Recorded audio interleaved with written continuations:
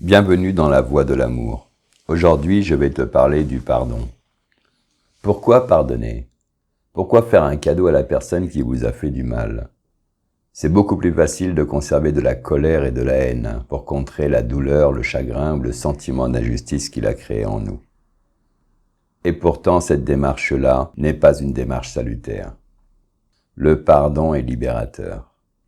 Je comprends que pour toi, il est difficile de pardonner un traumatisme.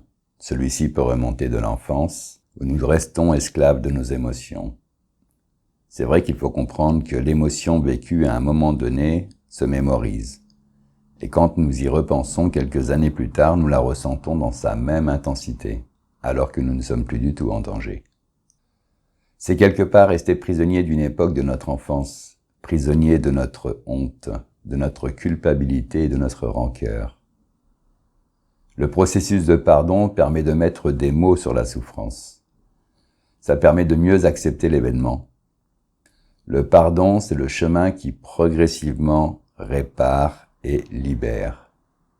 C'est une forme de détachement, de renoncement à l'image que l'on s'est créée et aux défenses qu'on a utilisées à l'époque. Pardonner, c'est accepter que le passé ne puisse être modifié. Quoi que tu fasses, quoi que tu dises, tu ne changeras pas un mot ni une virgule de ton passé. Tu ne peux pas revenir sur tes choix. Le passé appartient au passé et il faut absolument l'accepter. C'est une forme de lâcher prise que de pardonner. Cindy nous l'indique dans un de ses posts. Le pardon n'est pas synonyme de deuxième chance. Ayez assez de maturité pour pardonner aux personnes qui vous ont blessé. Et pour comprendre que vous n'êtes pas obligé de rester près d'eux. Oui, parce que pardonner, ce n'est pas cautionner ce qui a été fait. Ce n'est pas une question de justification. Pardonner, c'est stopper la colère, c'est stopper la haine, c'est sortir du désespoir, c'est faire le deuil de l'image de nous que l'on s'est forgée, et l'image de l'autre aussi. C'est de ne plus condamner. Ce n'est pas simple, mais le pardon est en rien une faiblesse. C'est un acte de courage qui nous renforce et nous permet d'adopter une nouvelle stratégie, la résilience. J'en parlerai pour mes papillons en fin de vidéo. Ce qu'il faut savoir, c'est que le temps ne permet pas d'oublier. Il y a un choix à faire entre le pardon ou confier cette émotion, ce ressenti, ce mal-être au temps. C'est un peu comme si tu avais à faire 10 km à pied. C'est une longue distance qui va te prendre beaucoup de temps, mais tu commences toujours par un pas, un suivant, et encore un. Et au bout du chemin, c'est la libération.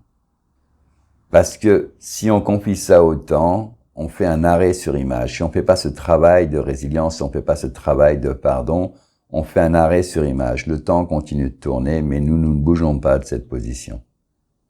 Pire, le temps creuse chaque jour un sillon dans ton cœur. La haine est une goutte d'encre sur un buvard. Elle se propage et noircit les couleurs. La rancœur te rend malade mentalement et physiquement, à fur et à mesure que le temps passe. Il faut comprendre et apprendre que la capacité à trouver le pardon est une vertu. En revanche, le pardon n'est pas obligatoire. Il n'est pas non plus un gage de guérison, car quelquefois il y a des choses qui sont impardonnables. Le pardon, c'est simplement emprunter un chemin long et douloureux, mais avec la conviction de vouloir pardonner. Parce que le souhaiter seulement, c'est pas suffisant pour réussir.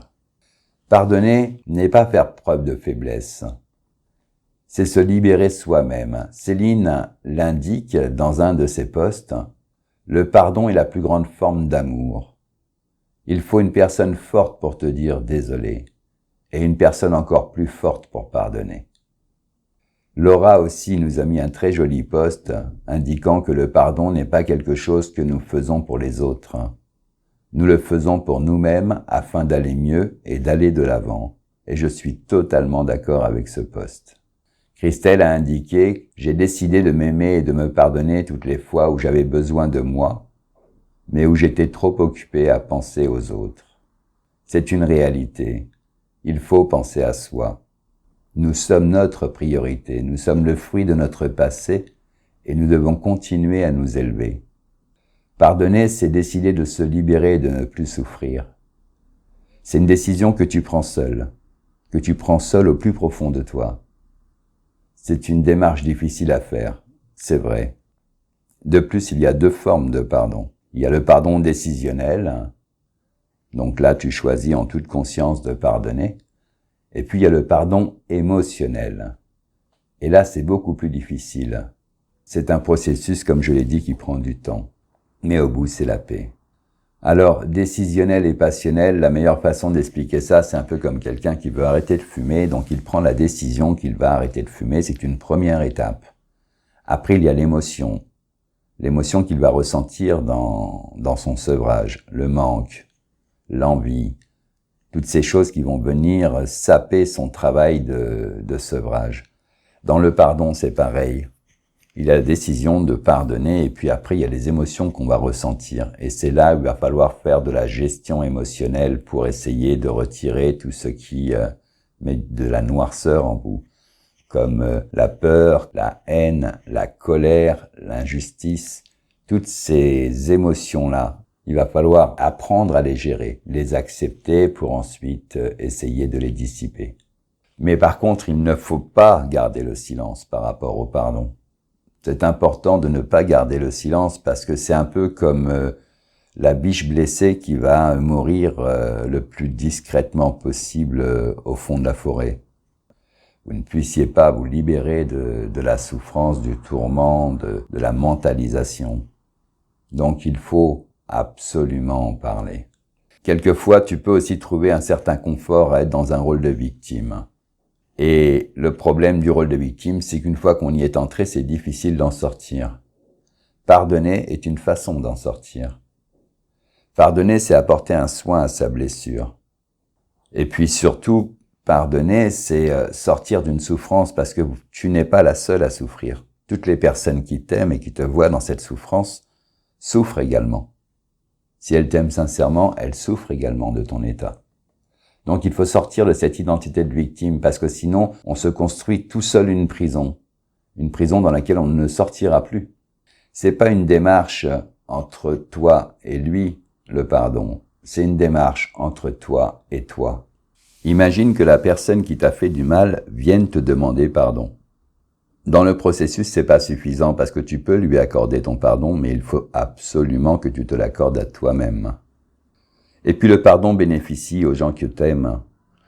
Si tu as des enfants avec cette personne, en remettant en place une communication normale suite à un pardon qui a été accordé autant à lui qu'à toi-même, c'est tes enfants qui vont jouir de cette nouvelle situation. On peut pas demander à un oiseau de choisir entre son aile droite et son aile gauche. Pour un enfant, tu peux pas lui demander de choisir entre son père et sa mère. Donc, quelque part, en remettant en place une relation saine, pardonner, c'est les enfants qui vont en profiter. Et puis le pardon doit être quelque chose de sincère. Un faux pardon revient en boomerang. Vous mettez dans votre inconscient tout ce que vous avez de gênant en vous, tout ce qui vous perturbe, tout ce qui vous fait souffrir, tout ce qui vous fait mal. Vous maquillez tout ça, vous mettez ça dans votre inconscient, mais ça va revenir à un moment donné avec une image, une parole, une atmosphère, une émotion, et ça va revenir en boomerang, et ça risque de revenir à un moment où vous avez décidé que c'était pas le meilleur. Imagine que tu rencontres une personne et que tout ça remonte à ce moment-là. Ça va pas aider la relation. Ça, c'est une certitude. D'où l'intérêt de pardonner. Alors, je vais maintenant te proposer un outil qui va certainement t'aider à faire ce travail de pardon, ce travail de deuil. Ce que je te propose, c'est d'écrire une lettre. D'écrire 2 lettres. La première lettre que tu vas écrire, c'est une lettre où tu vas mettre dessus tout ce que tu ressens par rapport à cette histoire. Écrire ton histoire avec tes mots, avec tes émotions, avec ta douleur, avec ta souffrance, avec tes peurs. Tout noter. Tout déposer sur une feuille de papier. C'est important parce que tu vas pouvoir t'adresser à lui directement, lui dire ce que tu n'as pas aimé dans son comportement, lui dire ce que toi tu as ressenti, lui dire quelle douleur tu as eue, de façon à ce que tout ça puisse être posé sur une feuille de papier. Ensuite, cette feuille, tu vas la lire à haute voix. 1 fois, 2 fois, 3 fois. Une fois que tu auras lu cette lettre 3 fois, tu la mets dans une enveloppe et tu la brûles. Le feu purifie tout. C'est une croyance, certes, mais crois-moi, le feu purifie tout. Une fois que tu as fait ça, tu vas écrire une deuxième lettre. Et dans cette deuxième lettre, tu vas te remercier. Tu vas te remercier de la démarche que tu as effectuée. Tu vas mettre sur cette lettre le fait que tu pardonnes cette personne. Et même que tu remercies cette personne d'être entrée dans ta vie et t'avoir donné cette leçon, parce que cette leçon a fait de toi quelqu'un de plus éveillé, quelqu'un avec une plus grande expérience, quelqu'un qui a retenu la leçon. Sur cette lettre, tu vas aussi mettre des choses te concernant, des choses comme le fait que tu aies envie de te débarrasser de toutes ces peurs, que tu n'auras plus jamais peur des hommes, par exemple, que tu n'auras plus jamais peur d'une situation, que tu n'auras plus jamais peur d'un rapport charnel, que tu n'auras plus jamais peur de faire confiance à quelqu'un, que tu es prête à assumer ce que tu es avec tes valeurs et tes convictions, que tu ne feras plus de concessions ni de sacrifices, mais qu'au contraire, tu as le désir de vouloir bâtir, construire, retrouver une alliance émotionnelle, une alliance charnelle, une alliance amoureuse. Et surtout que tu te pardonnes d'avoir choisi la mauvaise personne. Et cette lettre-là, tu la gardes dans une table de chevet. Et de temps en temps, quand tu as une émotion liée à ce pardon, comme un résidu, comme quelque chose qui reste un peu dans l'air comme ça, une pensée sauvage, tu relis cette lettre, histoire de faire disparaître instantanément l'émotion liée à cette histoire. Donc voilà, ça c'est la solution que je te propose aujourd'hui pour accepter le pardon. Pour les papillons, nous allons maintenant passer à la résilience, donc les 7 étapes de la résilience. Je suis désolé, mais cette partie de la vidéo est réservée aux femmes que j'accompagne pendant plusieurs semaines, plusieurs mois. Elles font partie d'une école. Je ne sais pas si tu es au courant. Cette école s'appelle l'école des chrysalides, le château des chrysalides, où on travaille toutes les semaines sur un sujet différent. Donc mes petits papillons partent chercher des sujets qu'elles ramènent dans le château, et puis là, j'en ressors le cœur, j'en ressors l'essentiel, le concentré, et j'en fais une alchimie comme celle d'aujourd'hui sur le pardon, à la fin duquel je donne mes conseils. Voilà, si tu veux venir nous rejoindre dans ce château qui est constitué de femmes de différents âges et de différentes expériences, je t'invite à le faire. Les frais d'inscription sont de 12 € par mois. Même pas un budget café, pour être très honnête avec toi. Je te souhaite de réussir ce cheminement du pardon. Rappelle-toi que tu le fais pour toi. Rappelle-toi que c'est important de te libérer. Rappelle-toi qu'on ne vit qu'une fois et que cette vie, on ne doit pas la passer dans le côté obscur, mais plutôt dans le côté lumineux.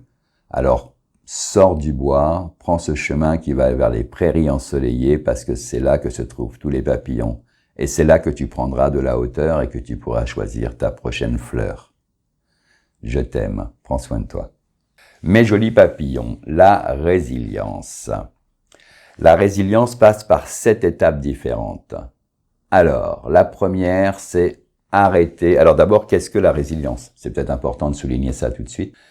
La résilience est une aptitude à se reconstruire après une expérience traumatique. Donc, un processus pour se reconstruire. Pour ça, il y a 7 étapes. La première, c'est arrêter la souffrance. Si tu es dans une situation où tu souffres, il faut absolument que tu t'écartes de cette personne. C'est une personne toxique, c'est une personne qui te fait du mal, ou peut-être même pire, qui te veut du mal. Donc il faut sortir de cette souffrance. L'idéal, c'est de se mettre en sécurité le plus rapidement possible. Et puis la personne est peut-être une personne présente dans ta vie, ou une personne qui se trouve à plusieurs centaines de kilomètres de toi, mais qui continue de t'envoyer des messages, des coups de téléphone, des choses comme ça, qui continuent de te blesser au quotidien. Donc tant que tu es blessé, tant qu'on te blesse, tu ne peux pas soigner ta blessure. Donc la première chose à faire, c'est sortir. Et puis surtout, faut reconnaître qu'on est une victime. Ça, faut le faire dans un premier temps. Ne pas rester tout le temps dans ce statut, mais dans un premier temps, reconnaître qu'on est une victime. Et dans ces conditions-là, rien ne t'empêche, si les faits sont graves, d'aller déposer une main courante que tu pourras ensuite transformer en plainte. C'est bien parce que d'une part, tu formalises auprès de l'autorité, auprès de l'État, ton histoire. Et puis deuxièmement, ça peut te servir de levier pour la personne qui te harcèle ou la personne qui t'agresse en lui disant « j'ai déposé une main courante, la prochaine fois, je la transforme en plainte ». Petit 2, reconnaître l'existence du préjudice. Là, ce qu'il faut que tu fasses, c'est que tu prennes conscience de ta souffrance. C'est-à-dire que la souffrance, comme la douleur, ce ne sont pas des ennemis, ce sont des alliés. C'est important de comprendre ça. Imagine que tu fasses une rando, tu te blesses, tu te tapes sur une pierre, le pied sur une pierre, et tu te fais une fissure de l'os. D'accord?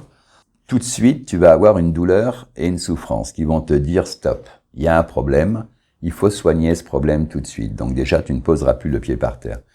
Maintenant, imagine que tu ne souffres pas et que tu n'aies pas de douleur. Tu vas continuer ta randonnée et tu vas t'abîmer le pied. Donc, c'est important de prendre conscience de sa souffrance.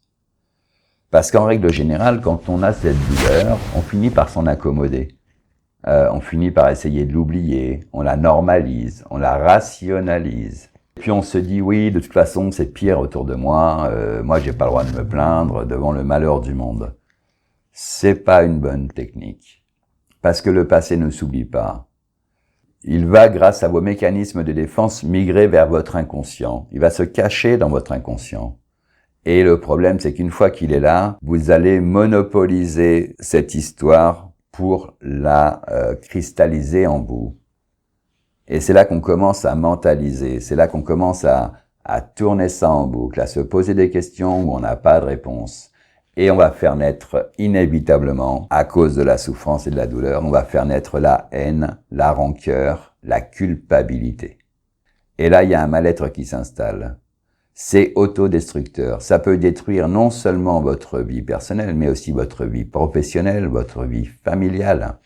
Et puis pire encore, vous pouvez faire des maladies psychosomatiques, comme une maladie de peau, ça peut être la gale, vous pouvez avoir des ulcères, de l'hypertension, et vous pouvez même faire un cancer.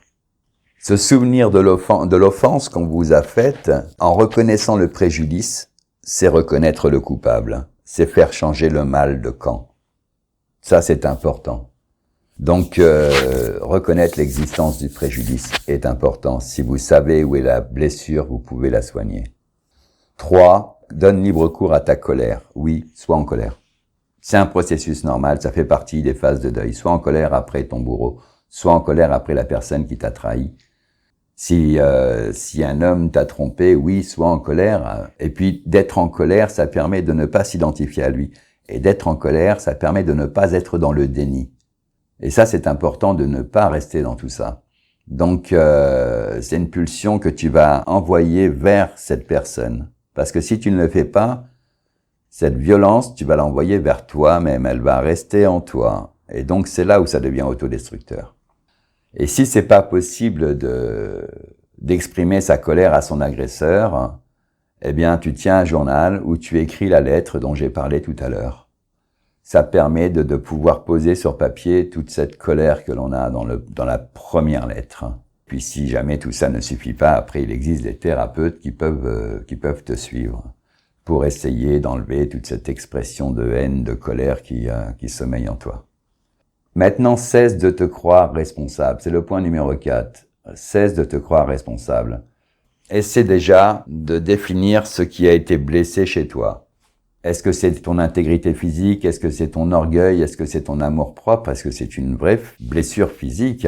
Ça peut être une agression sexuelle, un viol, ce genre de choses. De tout ça, une fois que tu sais ce qui a été blessé chez toi, tu peux commencer à travailler sur le soin que tu dois t'apporter. La première chose à faire, c'est de ne pas se sentir coupable d'être blessé. Parce que on a toujours ce moi idéal qui aurait agi différemment, mais non. Mais non. Quand vous êtes dans votre histoire, au moment J, vous composez avec tout ce qui vous entoure, avec les éléments, avec l'environnement, avec les émotions, avec tout ça, plus la pression de tous les jours, le travail, les enfants, tout un tas de choses, les problèmes financiers. Donc tout ça mis bout à bout fait que vous n'avez pas de recul pour gérer l'émotion dans l'instant présent. C'est facile 5 ans plus tard de dire oui, j'aurais dû faire ci, j'aurais dû faire ça, j'aurais dû dire ci, j'aurais pas dû faire ça. Oui, c'est simple, mais ça fonctionne pas comme ça la vie. On peut pas marcher et se regarder marcher. Il faut cesser de se culpabiliser. Vous êtes une victime, donc si en plus de ça vous vous culpabilisez, vous doublez la peine. Et ce sera beaucoup plus difficile après de pardonner à l'autre et surtout de se pardonner à soi-même. Donc se pardonner, c'est éviter de se critiquer pour pas détruire l'estime de soi et l'amour de soi. Se pardonner, c'est vivre. Point numéro 5, ressentir de l'empathie pour le bourreau. Donc ça, c'est difficile aussi, de ressentir de l'empathie pour le bourreau. Imaginons, je reprends l'exemple d'une femme trompée ou d'un homme trompé par son partenaire. On peut pas, c'est difficile d'accepter qu'il ait fait ça. Alors qu'on lui donnait toute notre confiance, tout notre respect, tout notre amour, qu'on lui a donné notre vie et notre corps. Et là, il nous fait un acte de traîtrise. Et d'un autre côté, est-ce que on est vraiment tout blanc? Est-ce que j'ai fait tout ce qu'il fallait pour pas qu'elle me trompe? Est-ce que j'ai réussi à la contenter? Est-ce que j'ai réussi à mettre du jeu dans nos actes amoureux? Est-ce que j'ai entretenu le feu charnel de temps en temps, tous les jours ou 2-3 jours, pour que cette personne ne me trompe pas avec quelqu'un d'autre, qu'elle n'aille pas chercher quelque chose ailleurs que je ne lui donne pas? Donc, il faut tenir compte qu'une personne qui fait un acte ignoble dans sa vie, c'est peut-être le seul moment où elle a fait cet acte. Peut-être qu'à ce moment-là, elle a été en colère, elle a peut-être eu peur, elle a réagi comme ça, de façon très humaine, mais est-ce que cette personne est comme ça dans son quotidien tous les jours? Peut-être pas, peut-être que c'est une belle personne, mais que sur cette fois-ci, elle a déconné. Il faut essayer, un tant soit peu, de lui accorder de l'empathie parce que ça va vous aider dans votre cheminement pour le pardonner. Voilà, plus vous allez dédiaboliser la personne, et plus ce sera simple de le pardonner. Et rappelez-vous, vous le pardonnez pour vous libérer vous, pas pour l'excuser lui. Il faut laisser du temps au temps. Ça, c'est le point numéro 6. Il faut laisser du temps au temps. Je l'ai dit, quand on fait ce parcours de 10 km à pied, ça prend du temps. Le pardon doit s'imposer de lui-même dans ce long processus. C'est pas un coup de tête que vous prenez. On se débarrasse pas on se débarrasse pas de ses douleurs et de ses souffrances. Allez, en une phrase, allez, hop, je te pardonne, je me pardonne, ça y est, c'est fait. Non. Non, ça fonctionne malheureusement pas. Le pardon ne doit pas être trop rapide. C'est réussir à apaiser toutes ces émotions qui nous torturent. C'est jour après jour. Ça permet un processus qui va détruire toutes ces émotions négatives. Et encore une fois, ça prend du temps. Et je vais finir avec le point numéro 7, être plus fort. La disparition de la colère, la disparition de l'amertume, c'est le signe que votre pardon est en train de vous libérer, que ton pardon te libère. La culpabilité, la honte et la souffrance laissent place à l'action, au réinvestissement, à la reconstruction la plus grande, la plus belle, la plus forte, afin que ta vie soit la plus belle possible. Le pardon, c'est faire une part de don, pardon, en 2 mots. C'est d'avoir la capacité de donner à l'autre quelque chose alors qu'il nous a blessés. C'est une force et une puissance. Et c'est surtout une libération. Voilà mon joli papillon, merci de m'avoir écouté jusqu'ici. Nous allons continuer les phases du deuil. La prochaine vidéo, ce sera sur l'acceptation. En tout cas, moi, je suis là, donc pour t'aider à pardonner. Et crois-moi, si tu fais ce travail, si tu écris ces lettres, si tu formalises tout ça, tu verras que tu auras déjà commencé à faire un grand pas sur ton chemin. Prends soin de toi, je t'aime. À bientôt. Ciao, ciao.